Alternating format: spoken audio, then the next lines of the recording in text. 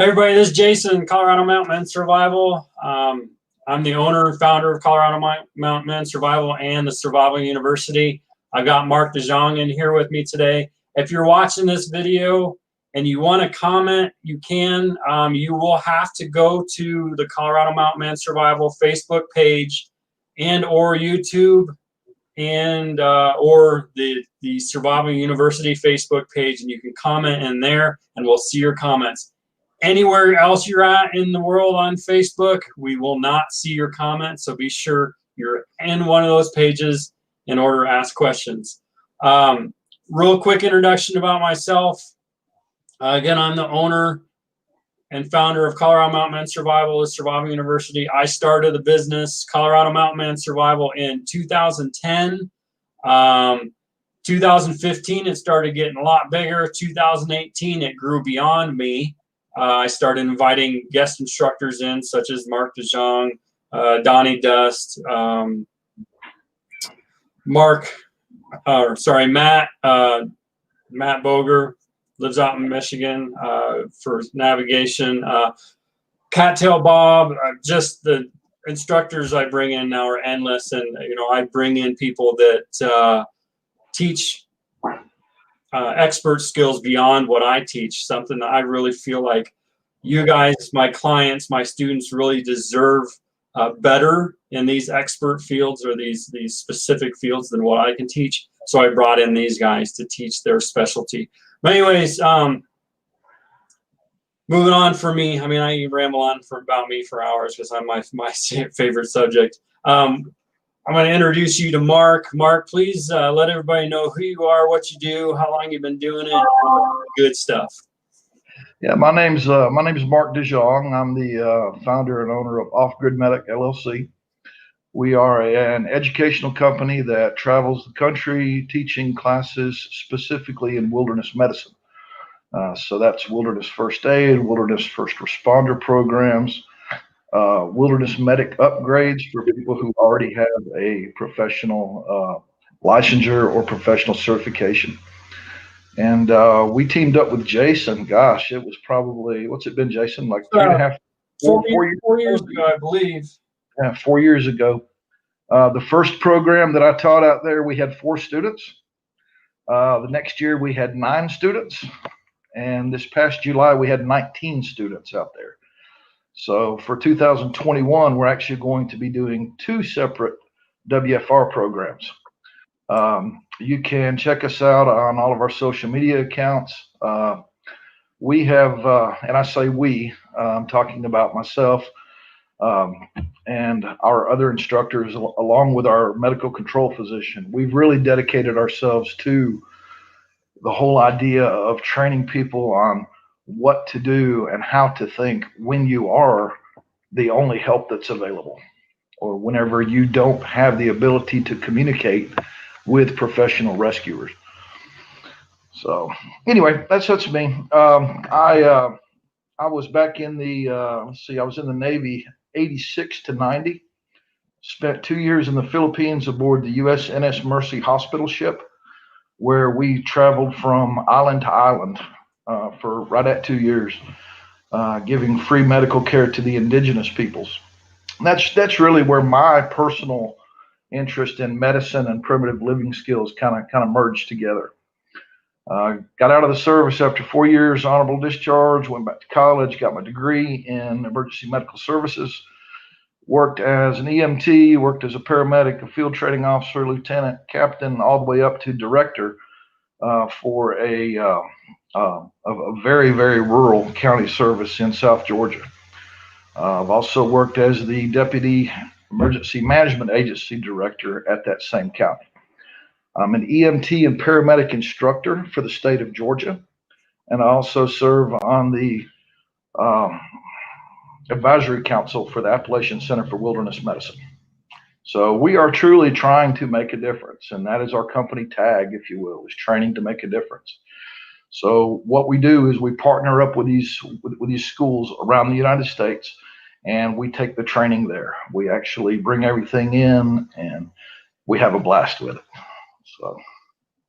So here, sorry, let me show my ugly mug here real quick. So, Where did you go?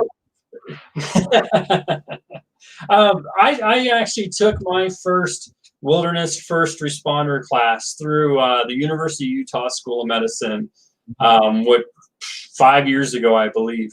Went out to Utah and took the school. We were out in the Moab desert area, and it was a good class. I did enjoy the class, but I couldn't get them to come to me, which is kind of why I came after you, invited you out. I did notice, honestly, the difference in the level of training. I noticed when I was taking the class in Utah at a accredited college, that my instructors, I had two of them, were woofers. Correct. They were woofer instructors, so they were wilderness first responders teaching wilderness first responders. How do you feel? I mean, they're knowledgeable people. They're hikers and they're adventurers. They know the skills, but what are your thoughts on that? You know, if I'm going to teach a subject, I have always, and I've taught at the community college level. Let's see, I did it in Alabama, I did it in Georgia. I have always been a firm believer that you should be trained at least 2 levels higher than the material that you're actually teaching. And what that does is that gives you the not only the breadth of knowledge, but also the depth of knowledge to be able to answer and to explain some of the questions that end up coming our way. And there are questions out there that I simply don't know, but I will be the first one to tell you, that's a fantastic question. I don't know. And during our next break, I'm going to find it and I'm going to get you the answer. So, but yeah, it's, you know, one of the big things that we actually bring in is we've been there. I have been on wilderness rescue operations. I have provided care in the wilderness. I have had to establish a landing zone for a helicopter for a real patient, get them out of there. We have been stuck without communications. I worked through, when I was in the service, I was in Oakland, California, and I was serving at Northwest Regional Medical Command there. And that was right during the Loma Prieta earthquake. And that was in '89. And we actually responded to that. So by actually having, 26 plus years of firsthand experience, it gives you the perspective to be able to figure out what it is you want the students to learn, and then come up with the right way or the right approach to teach that to them. And teaching a large class, for example, back this year we had 19 there in July at the Survival University. Teaching 19 there was pretty challenging, but yeah, I've got 19 different personalities. I've got 19 different learning styles, 19 different sets of needs. And it's a situation where I have to make sure that I'm using the right teaching approach so that I'm getting the feedback from each student as they're absorbing the material. So not only myself having been there, but also Bill Reese, one of our other instructors who's based out of Montana. And you can follow him on Instagram at, I think he's Instinct Survivalist. Yeah, Instinct Survival. And on Facebook, he's Rocky Mountain Bushcraft, if I remember correctly. Correct. Yeah. Bill's a great guy. I loved having him out.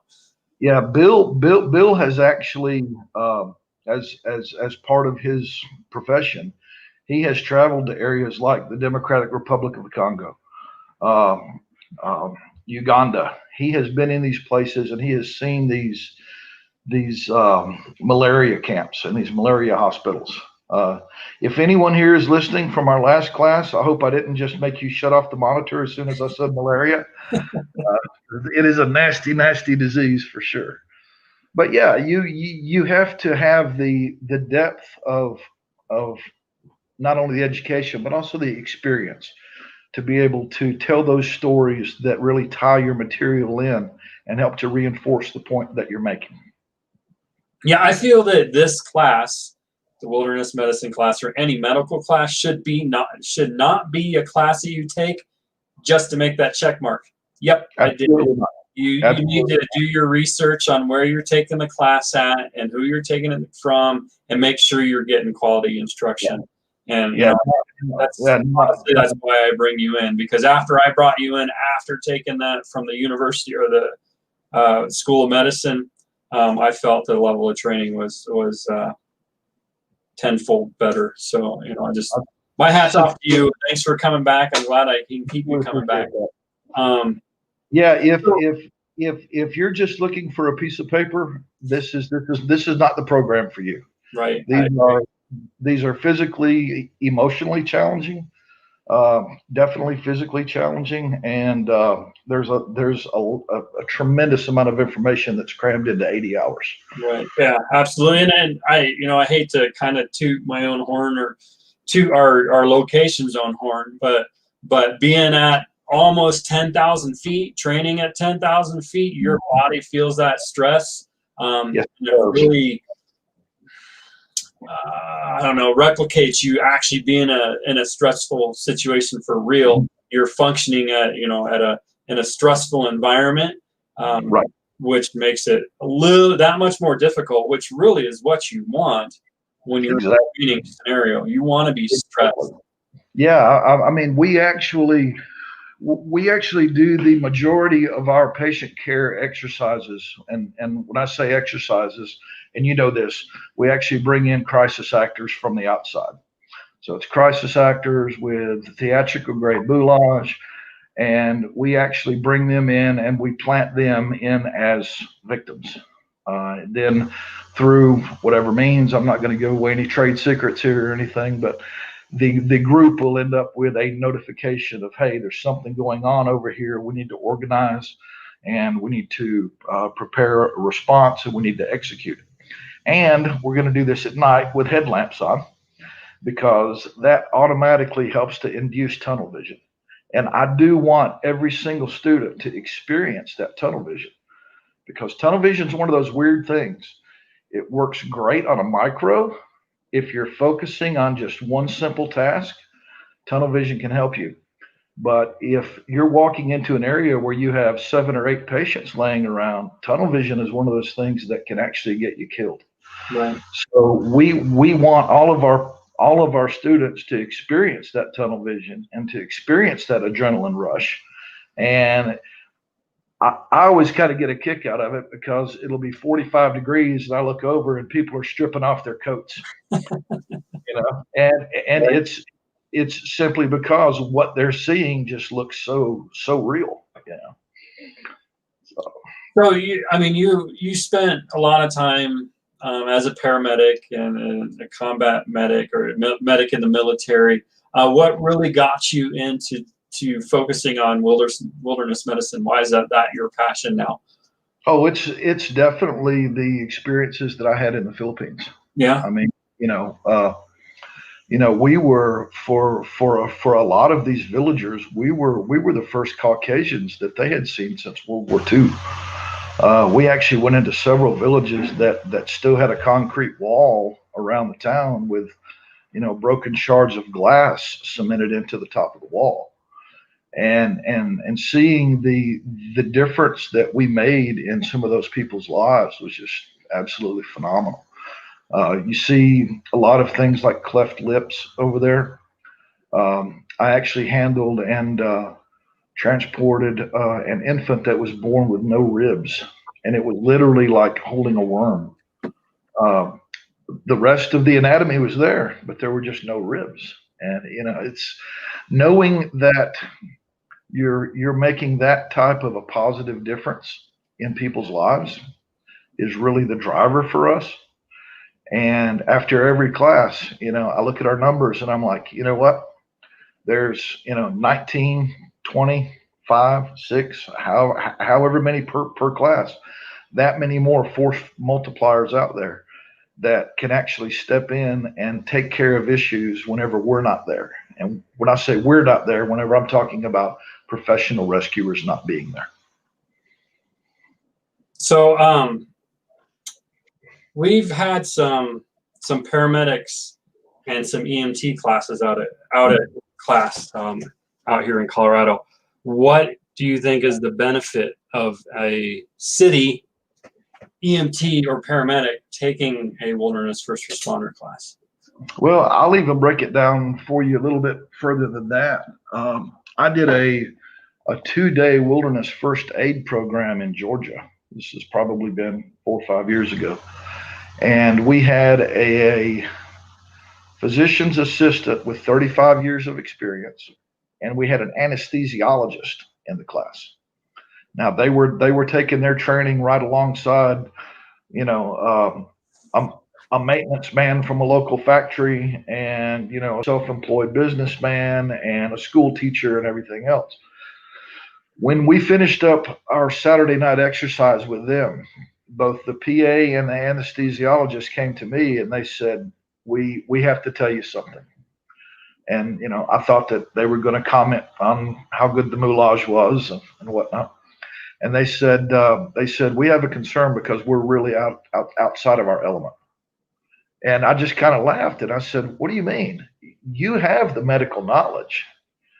All I've done is I've just taken away your climate controlled environment that you work in, your communications, the ability to make a phone call and get x-ray or CT or MRI or someone from imaging down here.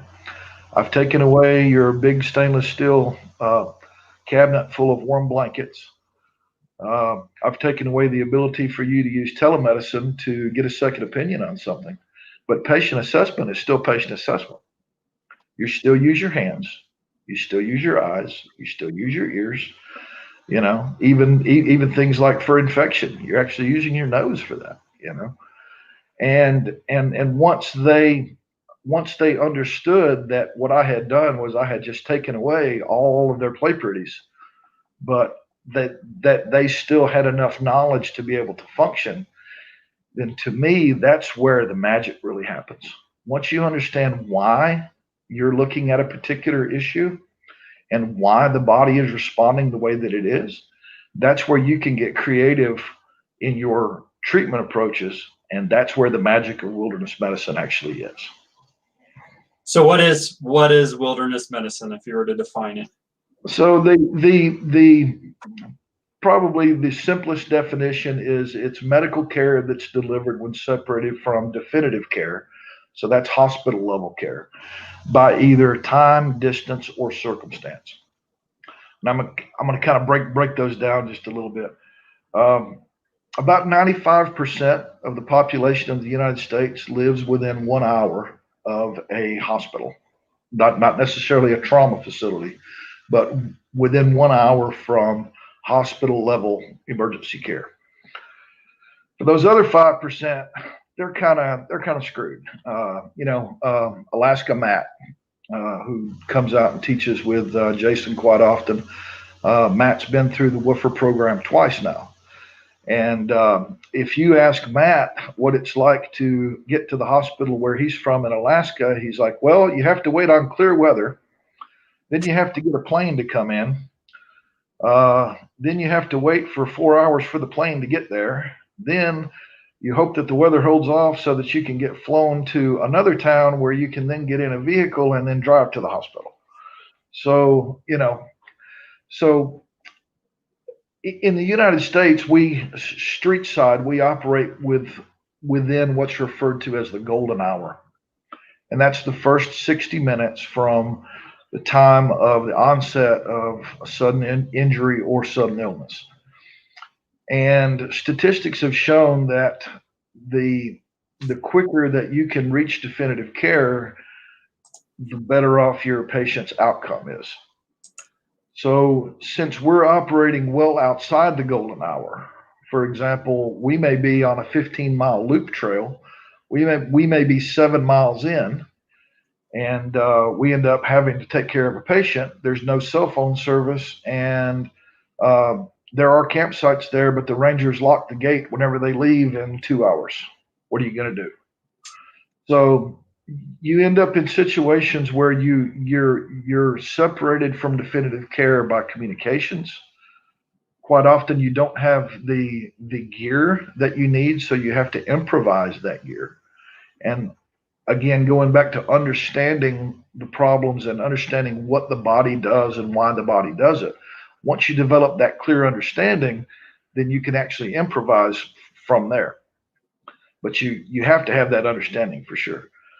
So you have limited manpower, and you're definitely going to be with a patient a lot longer than the 15 or 20 minutes that it normally takes if you pick up your phone and dial 911. Right. I think a lot of people are a common misconception that if they get injured in the backcountry, say they're 3 miles back on a hiking trail, which isn't too terribly far, they just figure somebody will come get them in 30 minutes or 45 minutes or less, or a helicopter is going to come land on top of them.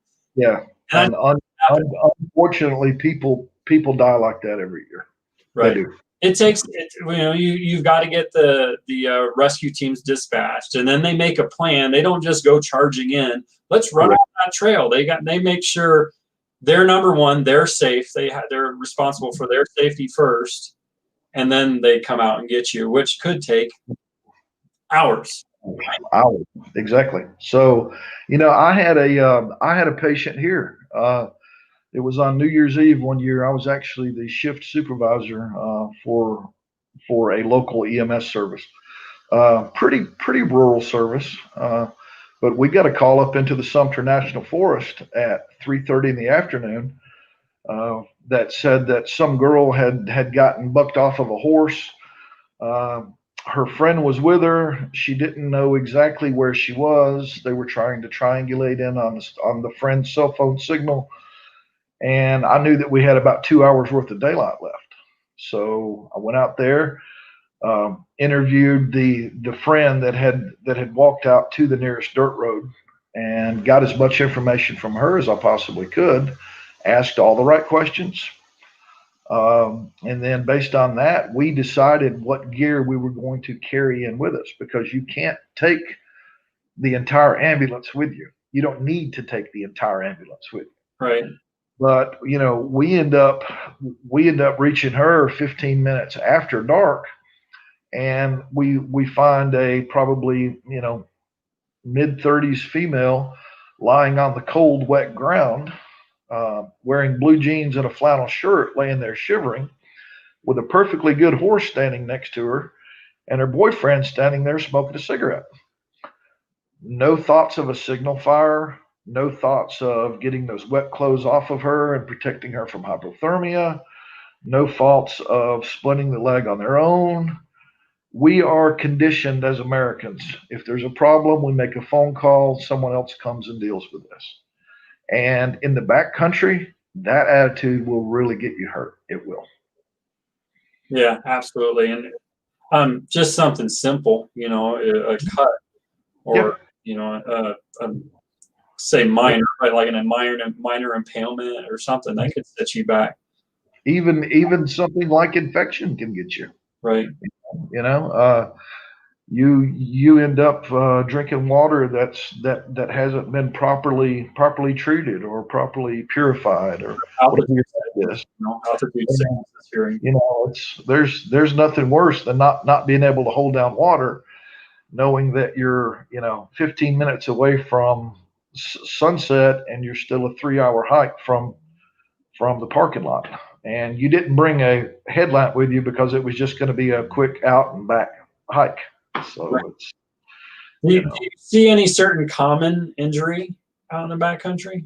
We see a lot of mechanical injuries out there, and when I say mechanical injuries, I'm talking about strained sprains.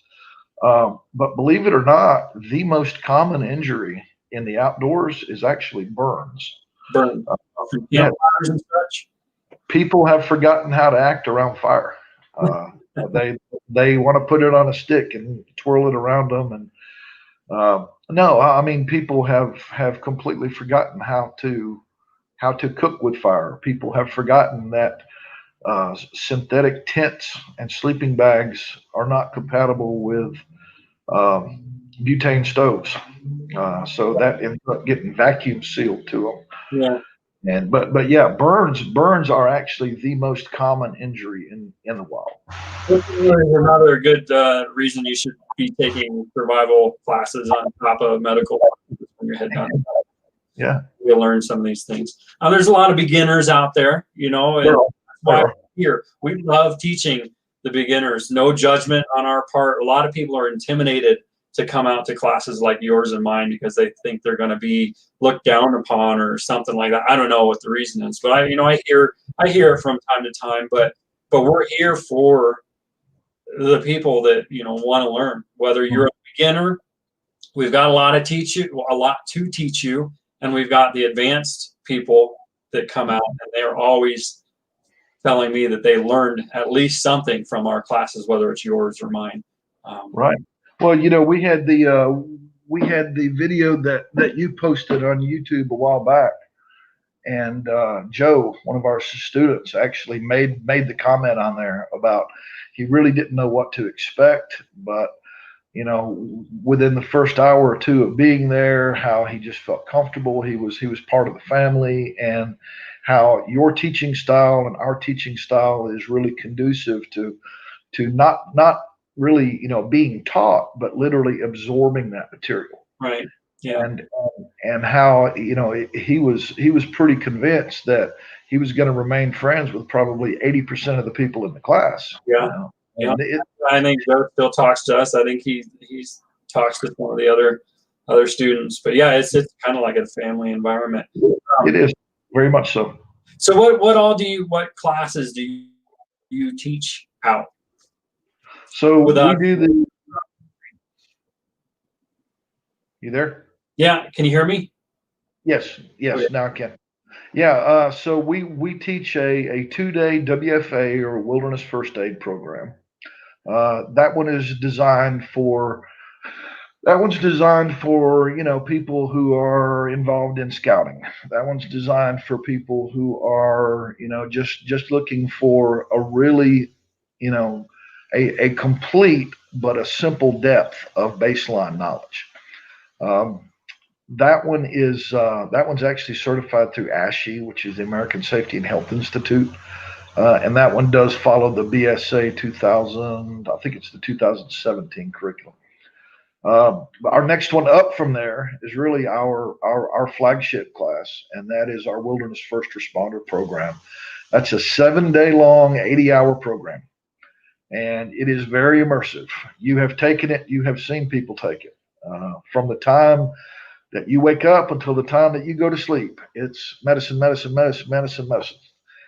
And if you'll notice, I don't really like to throw that term first aid around there anywhere. We're not talking about Band-Aids in the woods here. We're way beyond that. In our WFR program, our Wilderness First Responder program, we're talking medical grade oxygen indications and usage. We're talking how to set up and coordinate a landing zone operation for a medical helicopter. We bring in a medical helicopter. You actually get to tour it. You get to load a patient up onto it, understand how to gain access and rescue the crew in case the bird ever goes down. But we do that. We also incorporate things like the incident command system, which if you're dealing with a group of individuals, I would highly, highly recommend that level of training. But our WFR program is designed for people who really go back in the woods, are truly in the wilderness, but also for things like hunting guides, people who are responsible for others while they're in the wild. Yeah, I think if in Colorado, I could be wrong, but a lot of states, a lot of businesses, when you go to work for them in the outdoor industry, they require you to have a Wilderness First Responder certification or higher. Right. Wilderness paramedic, something like that. Right. But yeah, it's so those are the main two. Usually once a year, somewhere in the Southeast, I will do a wilderness medic upgrade class. and that's designed for people who already have the medical knowledge and the medical skills. They just need to learn how to flounder and think outside the box whenever you take all their gear away from them. Right. But these are the people who are actually learning things like, fire, water, shelter. Street side medics. Never, ever, ever, under any circumstances, do you ever feed or water your patient. If you don't do that in the wild, then you might not have a patient because your patient's going to die. So you really have to shift your way of thinking and understand that. For example, for the Wilderness Medic program, we're actually teaching survival skills and wood skills, if you will, to people who already have the medical knowledge. But we're also taking away all their play pretties. So we do that, and then of course CPR. That's a part of our WOOFR program as well, and we also offer that as a standalone program too. Right. So you come to Colorado. You're coming out in, I think, July of this year, and then again in September. July's on the calendar. Right? We've already sold a few classes for that. Where else do you teach at? So I actually just got off the phone with Philip Leibel. I'm sure you know Philip. Oh yeah, Philip's in the chat here. He said hey. So. Oh, is he? Okay, cool. Yeah. Philip and I were actually discussing both the WFA and a WFR program in the middle of nowhere, Texas. Philip, I looked it up, and it's not halfway between anywhere, man. It's out there. So that'll actually be perfect. But no, we've taught there. Let's see, 3 weekends ago, we just wrapped up a WFA program over in Georgia. We do have a pretty big announcement that's going to be coming out here probably in 2 to 3 weeks. I don't want to let the cat out of the bag on that one yet, but it's definitely going to increase the number of classes that we are able to offer. Right. So I'm very, very much looking forward to 2021. I think everyone can jump on board and give me a high five when I say 2020 sucked. So exactly. Where can people go to your website and find where you're teaching, or do they have to just be able to find it locally? They can. It's now, right now, I don't even believe that I've got our July classes posted on there. I'm actually glad that you mentioned that. That's something that I need to get taken care of. You're slacking, Mark. Yeah, I'm taking notes now. You teach in multiple locations throughout the U.S., is that right? Yeah. Yes, correct. Yeah. I mean, we have taught at we've been up to LT Wright's shop, knife shop up in Northern Ohio, and taught up there. We've taught in North Carolina. We've taught at Canterbury School out in Ohio. We've got Colorado, of course. One of our other instructors, Bill Reese, is based out of Montana. We're also in the process of bringing 1, possibly 2 more instructors on board, and that's going to definitely increase the amount of outreach that we can get out. Right. Again, every person that completes one of our programs is a force multiplier. That's one other person out there that has the knowledge, the skills, and the abilities to step in when needed, fix the problem, or at least stabilize the problem, make rational decisions, and have a positive outcome for that patient. Right. So, what does your curriculum look like? I mean, when you run a class, what's everybody expect? What should everybody expect to see? For the WFA, lots of patient assessment, a lot of hands-on stuff, a lot of trauma training, medical training, environmental training, biological training. Everything's crammed into 16 hours. For the WFR, we go much broader and we go a lot deeper. Things like teaching critical thinking skills. For example, you have a D-size oxygen cylinder that has 1,200 psi in it, and you need to administer oxygen but via nasal cannula at 4 liters per minute to make sure that your patient's oxygen saturation stays above 94. How many minutes do you have left? And actually develop those critical thinking skills to be able to trend and to determine, is my patient staying the same? Is my patient improving? Is my patient getting worse? Is there something that I'm doing that's right? Is there something that I'm doing that's wrong? It is a very immersive program, very immersive. You're looking at over 2 full days just on trauma. Right. We actually bring in the airway mannequin with the laryngoscope blade camera so that everyone can actually physically identify the structures that are located in the throat. We actually teach, oropharyngeal airways, which I am a big fan of. I'm not a fan of NPAs or the nasopharyngeal airways. It is an adjunct that's available. I just prefer not to teach it. I've heard some horror stories, and NPAs have expiration dates, and usually once they're outside that expiration date, they'll end up with a crack right at the cone. So you push this thing up in someone's beak, and it breaks off, and then you have another problem. So, but yes, expect a lot of fun. Expect a physical challenge. Expect an emotional challenge. Believe it or not, at times. It can be very stressful, and we bring in crisis actors, and we do theatrical grade moulage, and we try to make the scenarios as real as they possibly can be. And the reason that we do that is because when you mentally vapor lock, not if, but when you mentally vapor lock, we want that to happen in training so that it becomes a teachable moment. You make it through our classes and you don't mentally vapor lock, I'd say you're probably going to be pretty cool whenever something actually happens out there. Yeah, I think everybody on at least our first and second scenario that we've run has locked up at some point. You just can't. It's stressful. It is. It is, and it's done that way by design.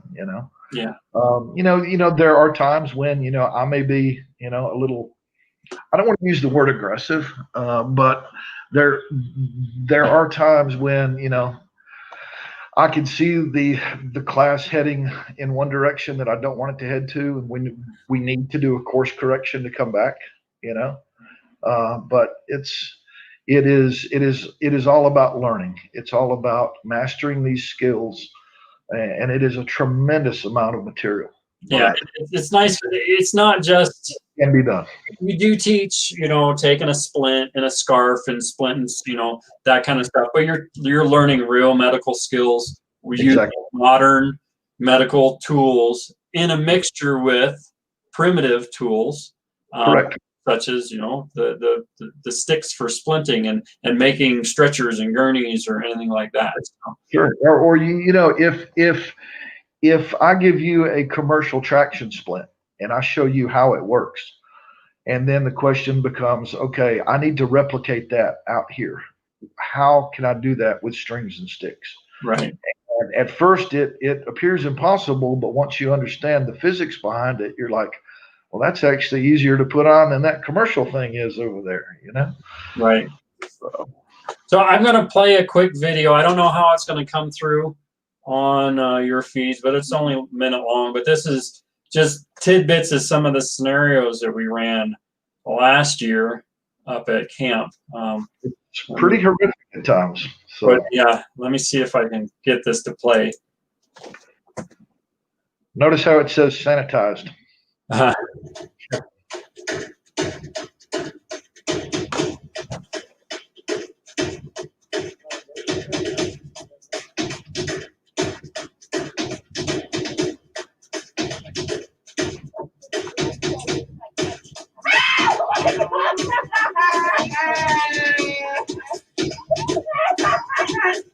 So this patient had a tree fall on her and impale her. Yeah, what I'm actually seeing is the students still down at base camp getting staged. And this patient was operating a chainsaw. I don't know if you guys can see it, but he actually had an amputation. Obviously, it's fake, but just something that we can do, or Mark can do with the moulage. But we try to do some pretty intense scenarios, or he tries to do some pretty intense scenarios. Things are a little bit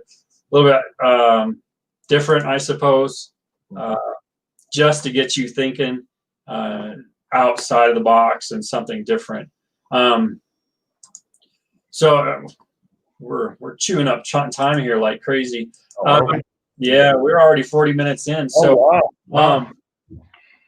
Let's see. I mean, I have some questions here that I want to ask you. We'll try to burn through here really quick. But are there any prerequisites for taking any of your classes?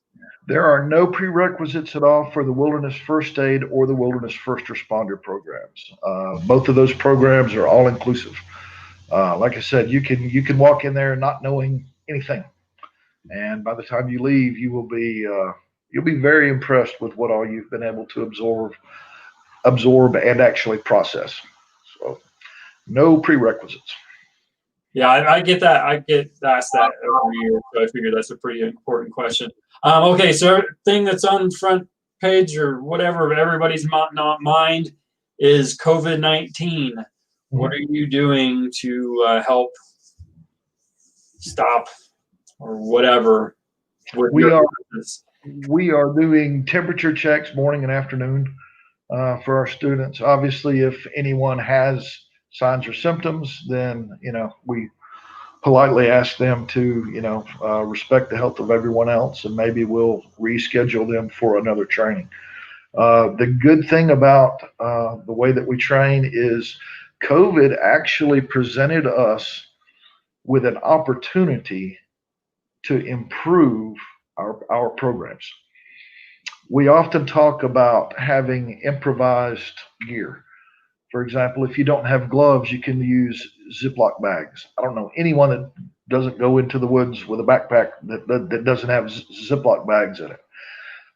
So in addition to that, we've always taught, well, if you have sunglasses or glasses, that gives you some eye protection as well. What we've done now is we've included the use of a bandana or a buff or some other sort of mask type device to actually keep those larger droplets away from everyone. So, as you come up on your patient and as you begin your patient assessment, go ahead and put a mask on them, put a mask on yourself as well, even if it's something as simple as a camouflage bandana that's tied cowboy style. It's better than nothing. It's better than nothing. So, yeah, we have actually viewed COVID as an opportunity to expand on our curriculum, not to limit our curriculum. Right. So, all right. So what kind of skill sets would make someone proficient in wilderness medicine? Ooh, that's a good one. A lot of people think that wilderness medicine is this standalone skill, and it's not. I like to look at things like, let's say that you're looking at a wheel, and in the center of that wheel you have outdoorsman, outdoorswoman, adventurer. I climbed Mount Everest, whatever. But off of that center of that wheel, you have different areas that come off there. So, for example, you may have orienteering skills. You may have fire skills. You may have primitive survival skills. You may have advanced shelter building skills. What you need to do is add wilderness medicine skills to that skill set as well. So it's not a standalone type of skill. It's a skill that is used to augment someone to really allow them to up their entire game, not just part of it. Yeah, I think everything there combined really increases your situational awareness. And every different aspect makes you a little bit more aware of a certain subject or danger or whatever you want to call it. So it's you can compartmentalize everything, but when you start learning all those different skills, you become a really solid person, in all your outdoor adventure abilities. Yeah, there's a lot of overlap during I believe it was our second WFR scenario this past July there. I basically told the students, I said, okay, you just got a call from the emergency operations center. They're telling you that you have an ice storm coming in. It's going to be here in 30 minutes and you need to make tarp shelters for everyone. So not only are they focusing on patient care skills and the medical and the organization and everything else, but you also have to know how to use those bushcraft skills to partner with that to actually make yourself a really good provider. Right. Which, I mean, I think they really struggled this past year making those tarp shelters, which forced me to up my game on teaching them how to make emergency shelters. I mean, making long-term bushcraft shelters is fun and cool and everything like that. And you get to go build a fort in the woods, but it's not always practical. You need to build a quick, expedient emergency shelter, and you need to be able to do it with the basic gear somebody might have in their backpack, if anything at all. You're going to have to figure it out. And if they don't have anything, what are you going to do? Can you build a shelter in 15 minutes out of nothing but sticks? Absolutely not. YouTube lies to you. Everything in YouTube happens in 15 minutes. So you need to become proficient at utilizing all your resources. Does that person have a Mylar blanket? Do they have a tarp? Do they have a tent that you can turn into a tarp shelter? Do you have to wrap them in a sleeping bag or make something out of a coat? I don't know. A trash bag, whatever. Right. It makes you think outside the box and realize that every little tiny piece of gear is important. And if you don't have that gear, what can you use in Mother Nature to help you out? Right.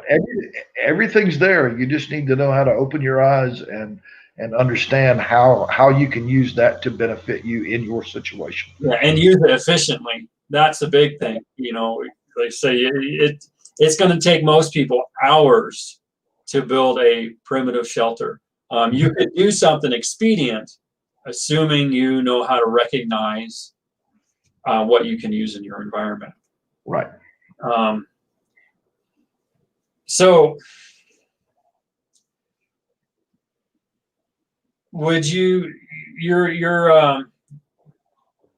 program is really kind of built towards anybody? I mean, a casual day hiker, Absolutely. or you can have a doctor come out and take the class. It's really anybody can take that, right?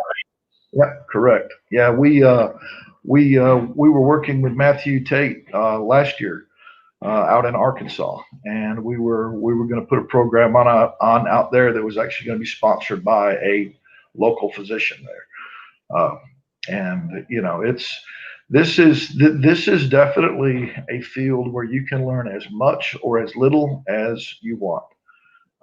But it's, obviously the more that you learn, the more prepared it makes you. And not just in wilderness environments. I went through Hurricane Katrina, and we were 15 miles north of the Gulf there, and I wasn't worried about the water at all, but the wind obviously was a big deal. We were stuck for 4 days, and I had newborn twins at the time that were about three months old. So, it doesn't necessarily have to be a wilderness type situation, right, that puts you into, you're having a problem. It's a medical issue, and you have no communication. You have no way to reach the outside. You have only the gear or that you can scrounge or whatever, We actually put together a custom program for a church in downtown Atlanta.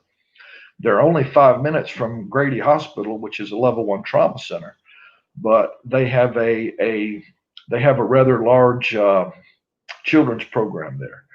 So they wanted all of their missionaries to receive some training whenever they go overseas, but they were also looking for training for their daycare workers and their nursery staff as well.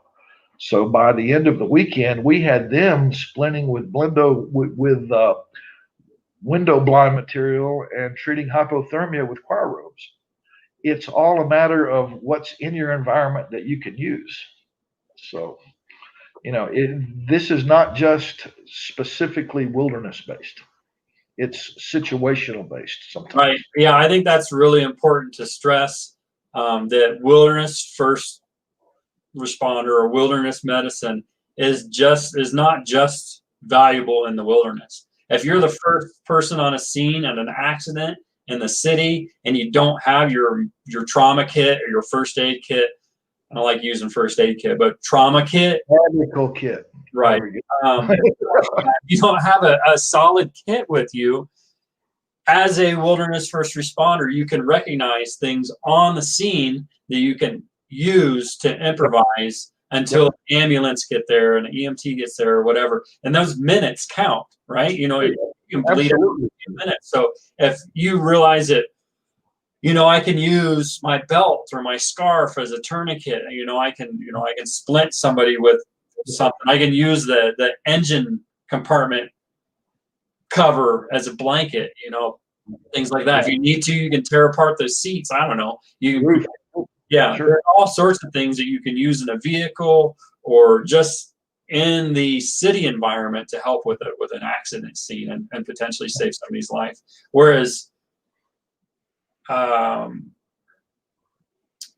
like first responder, just strictly first responder and first aid classes, they're geared more towards you have a kit on you, you have an ambulance sitting behind you that you can use. So I think that's the beauty of what you teach.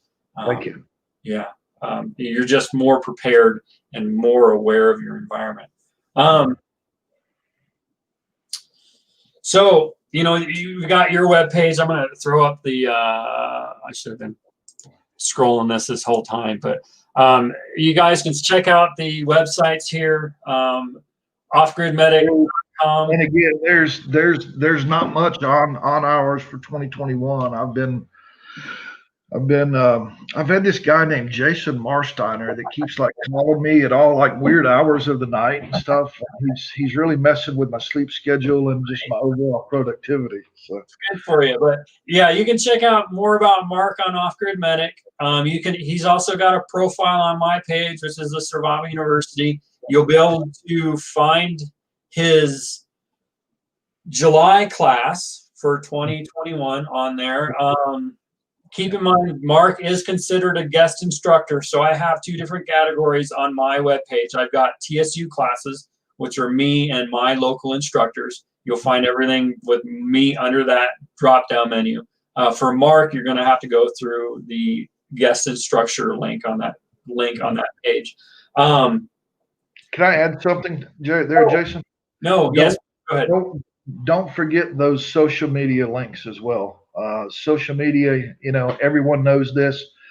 Our society is turning so driven by social media. You know, click, like, follow, review. I mean, if you've taken one of our classes and we wowed you the way that we wanted to, and we exceeded your expectations, please get on there and write a review.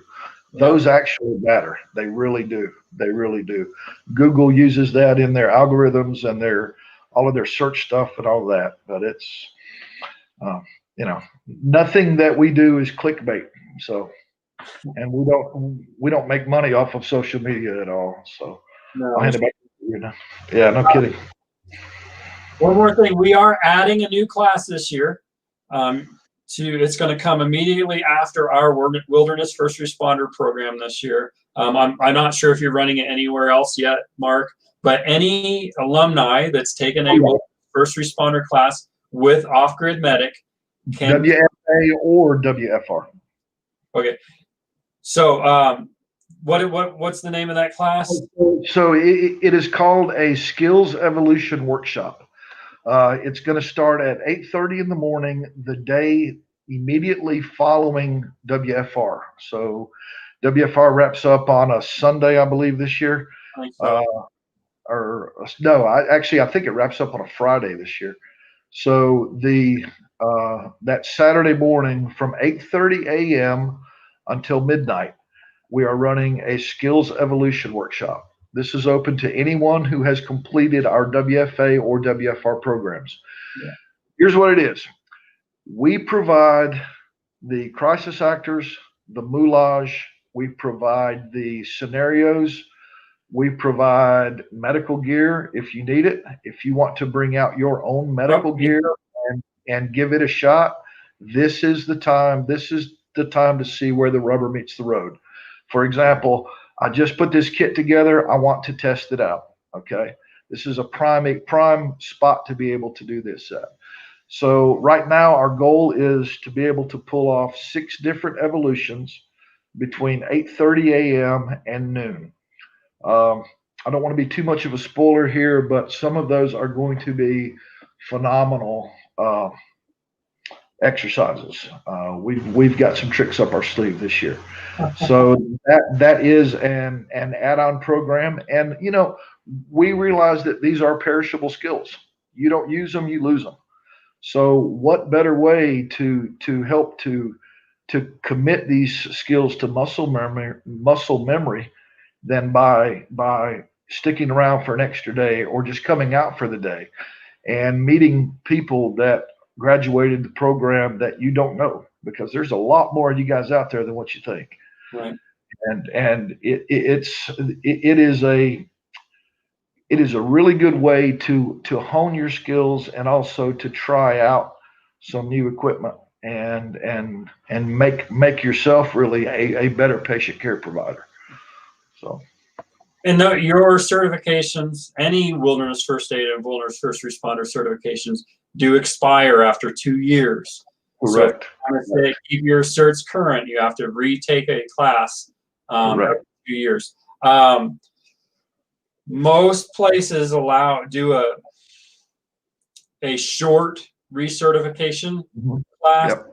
We don't believe in that, so we run a full class because there's just so much material, and there's so much that changes. You know, for 25 years, you never ever under any circumstances pulled broken bone ends back underneath the skin.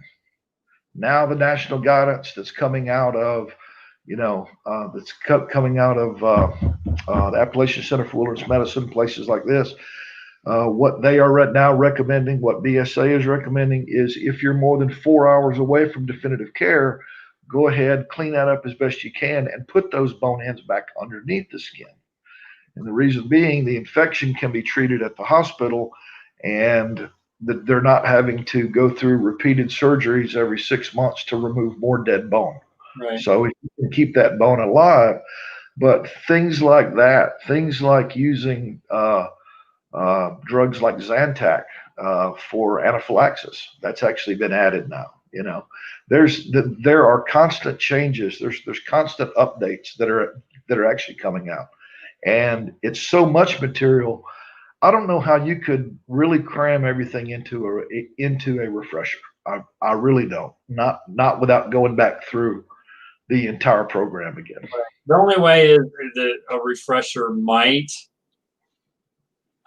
I don't know, I didn't want to say it, but if you are in the field and you're actively a medic and you're out there every day doing something and you're learning stuff on a daily basis and you're revamping, you're relearning things every day, that's the only time that you may only need a refresher. Otherwise, if you haven't done anything in a year or 2 years, you really need to come out and take that full class again. But before I keep moving on, Ruben says, hi, Mark. Hey, Ruben, how are you? Okay, so we're really kind of wrapping up. I don't want to go much over an hour.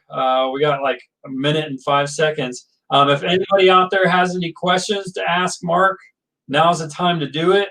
Go ahead and throw it in the chat. If you're not in the Colorado Mountain Men Survival webpage or Facebook page, we won't see those questions.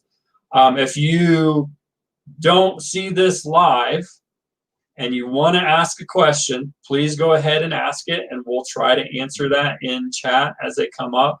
If you'd like to see Mark on here again, we can possibly talk about specific topics. If you want to have us discuss a specific topic, please ask those questions, and we will look into doing a shorter video, shorter broadcast and talk about particular subjects. There's only so much we can do online. You really need to get out there and learn this stuff hands-on. Don't die on it, Mark. Frank Rodriguez wants to know, Yeah. do you run a woofer in Georgia, if at all? Not yet, Frank. And that's part of the information that's coming out here probably in about 2 weeks. So stay tuned for that one. Frank was actually one of our program grads from 3 weeks ago from WFA. So we also have an Off-Grid Medic alumni Facebook group where we will post scenarios and questions out. For any of you who are prior grads, please go to that and request to join. We do actually look at the names and compare them to the rosters. And I've had to reject probably a dozen people so far that are trying to sneak in there saying, oh, yeah, I took your class. Well, they didn't. So they're out of here, they're out of here. So, but no, it is an added benefit that we like to put in for the students. It's kind of like a service after the sale type thing. Okay, so from Sarah, she wants to know, she says that this seems like a pretty advanced class. Is there any place for beginners? Absolutely. Both WFA and WFR are actually both beginner classes. We expect you to know absolutely nothing on day one. Yeah, we actually pressure you to know nothing. Yeah. In fact, it actually benefits us rather than trying to correct bad habits from something that you had learned before. So, but yes, both our WFA program and our WFR program are designed as standalone programs. And we teach you everything that you need to know. It's a lot. I'm not going to lie to you. It's a lot of material. It's some long days. But it's well worth the investment, especially the time investment. Yeah, I mean, really coming in as at a beginner level, we don't have to get you to unlearn things that are wrong. Exactly. So, all right. Well, doesn't really seem like there's any more questions. All right. Again, if you are watching this later, this is a recorded video. If you are watching this later and you have a question, go ahead and ask it, and we'll try to answer it in chat. If we can't answer it in chat, we will come back. Oh, is there any training in Oklahoma? From Lee Wallace. Arkansas and Texas are going to be your closest bets right now. Arkansas and Texas. Mm-hmm. All righty. You have anything else you want to add, Mark? I don't think so, except just saying, hey, thank you for all of the work that you've done to set up the Survival University. I think it's a great thing that you're doing. I think that, I know that a lot of the other instructors that come in that are SMEs or subject matter experts, and I am by no means an expert. Don't ever think that word. Us instructors really hate that word. Like Survival Betty coming in. She has her niche. She has a lot to contribute, and she helps to augment the programs that you've put together there. And I always love coming to Colorado in July. The rest of the country is baking under 110-degree temperatures, and I'm sitting by the fire at 42 degrees at 7:30 in the morning, drinking hot cocoa. Yeah, it's nice. I think we get to that's 80 degrees midday is the hottest it ever gets, but that's out in the sun. We go in the shade and it's high 60s, mid 70s maybe. But yeah, hopefully we'll see some of you guys out there this year at camp. Again, the survivaluniversity.com to book Mark's class, and I believe it's July, like the first week of July. And again, we'll have another one in September. And if you are a former alumni, check out that skills. I keep forgetting the name of it. It's not on there right now. Skills Evolution Workshop. Skills Evolution Workshop. It's not on there right now. I'm going to try to get it out there this weekend. I've been slacking. Mark keeps bugging me and calling me and keeping me up and screwing up my sleep pattern. But if you don't have anything else to add, Mark? we're going to go ahead and call it a night. Thank you, everybody, for joining us. Again, everyone have a safe and happy New Year's. And yes, hope to